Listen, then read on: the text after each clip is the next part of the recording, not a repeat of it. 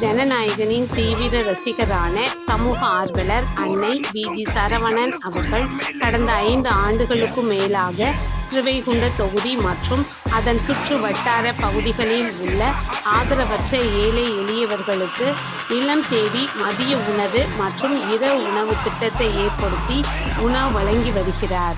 இந்நிலையில் தமிழக வெற்றிக் கழகத்தின் ஐம்பெரும் கொள்கை தலைவர்களுள் ஒருவரான சமூக ஆர்வலர் அஞ்சலை அம்மாளை கொள்கை தலைவராக அறிவித்ததன் ஏற்பால் தமிழக வெற்றிக் கழகத்துடன் இணைந்து தமிழக வெற்றிக் கழக தலைவர் தளபதி திரு விஜய் அவர்களின் ஆசியுடன் கழக பொதுச் செயலாளர் அண்ணன் உசியன் ஆனந்த் அவர்களின் வழிகாட்டுதலின் படியும் 2/2/2026 அன்று 1329வது நாளாக ஏரல், உண்டியலூர், ஸ்ரீவைகுண்டம், கோட்டைக்காடு, திருத்தொண்டநல்லூர் மற்றும் கீழமங்கலக்குறிச்சி அதன் சுற்று வட்டார பகுதிகளில் உள்ள 163 ஆதரவற்ற ஏழை எளியவர்களுக்கு தமிழக வெற்றிக் கழகம் தூத்துக்குடி மேற்கு மாவட்டம் ஜனநாயகனின் தீவிர ரசிகரான சமூக ஆர்வலர் அன்னை வி.ஜி. சரவணன் அவர்களின் சார்பில் மதிய உணவாக முட்டையுடன் கூடிய மீன் குழம்பு சாப்பாடு வழங்கப்பட்டது.